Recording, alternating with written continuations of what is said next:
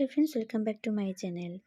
গ্যাসের ক্রাইসিস এখনও চলছে, তো আজকে ইন্ডাকশানেই ক্যাবেজ মানে বাঁধাকপির রেসিপি শেয়ার করছি। যার জন্য বাঁধাকপিটা দেখুন গ্রেট করে নিয়েছি, নিয়ে একটুখানি আমি জলের মধ্যে এটাকে সিদ্ধ করে নেব। সবটাই আমি ইন্ডাকশানেই করছি, বা আপনার মাইক্রোওভেনেও করতে পারেন। তো আমি জলটার মধ্যে লবণ দিয়ে ভালো করে এটাকে সিদ্ধ করে নিচ্ছি।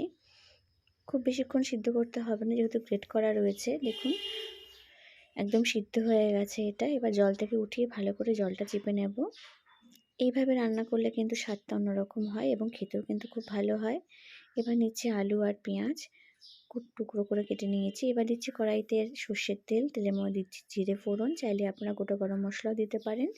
দিয়ে পেঁয়াজটা দিয়ে একটু ভাজা ভাজা করে নেব, যাতে পেঁয়াজের কাঁচা গন্ধটা চলে যায়। এবার দিয়ে দিচ্ছি একটু লবণ। এবার এর মধ্যে অ্যাড করে দেব, লবণটার পরে আমি অ্যাড করছি এখানে আলুর টুকরোগুলোকে দিয়ে একটু হলুদ গুঁড়ো দিয়ে এটাকে ভালো করে ভেজে নেব। মানে আলুটা আর পেঁয়াজটা দুটো একটুখানি ভেজে নেব।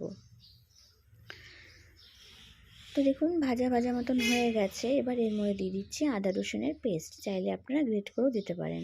আমি পেস্টটা ব্যবহার করছি। দিয়ে দেখুন তেলটা ছেড়ে এসছে, মানে মশলাগুলো ভাজা হয়ে গেছে। আর এবার এর মধ্যে আমি দিয়ে দিচ্ছি বাঁধাকপি, যেটা সিদ্ধ করে রেখেছিলাম। আর ওদিকে যেটা দেখালাম সেটা হচ্ছে সোয়াবিনটা আমি একটুখানি সিদ্ধ করে রেখেছিলাম। দিয়ে দিচ্ছি এখানে একটুখানি গোলমরিচ গুঁড়ো আর একটুখানি ধনে গুঁড়ো দিয়ে বাঁধাকপিটা দিয়ে ভালো করে নাড়াচাড়া করে এটাকে 3 থেকে 4 মিনিট কুক করে নেব, মানে ভেজে ভেজে নেব।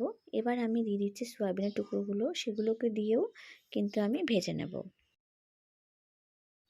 যদি মনে হয় যে ড্রাই হয়ে যাচ্ছে বা কড়াইতে লেগে যাচ্ছে, তাহলে সামান্য অল্প একটু জল দিয়ে এটাকে কভার করে রান্না করলেই কিন্তু হয়ে যাবে। দেখুন আলুগুলোও সিদ্ধ হয়েছে। আমি আরও 5 মিনিট মতন এটাকে রান্না করেছি। একদম সুন্দর আলুগুলোও সিদ্ধ হয়ে গেছে, মানে এটা কুক হয়ে গেছে, নিচ থেকে লেগে লেগে আসছিল। এবার আমি ঘি আর ধনেপাতা ছড়িয়ে দিয়েছি, চাইলে আপনারা যে কোনো একটাও দিতে পারেন, আর গরম মশলা গুঁড়োটা অপশনাল। তো দেখুন তৈরি হয়ে গেছে সয়াবিন দিয়ে বাঁধাকপির ঘন্ট, যেটা কিন্তু খেতে ভীষণ ভালো হয়। রুটি, পরোটা বা ভাতের সাথেও খেতে ভালো লাগবে। টিফিন হিসাবেও কিন্তু আপনারা এটা ট্রাই করতে পারেন। আর 10 থেকে 15 মিনিটের মধ্যে কিন্তু রান্নাটা হয়ে যায়। তো ভালো লাগলে কমেন্ট করে জানাবেন।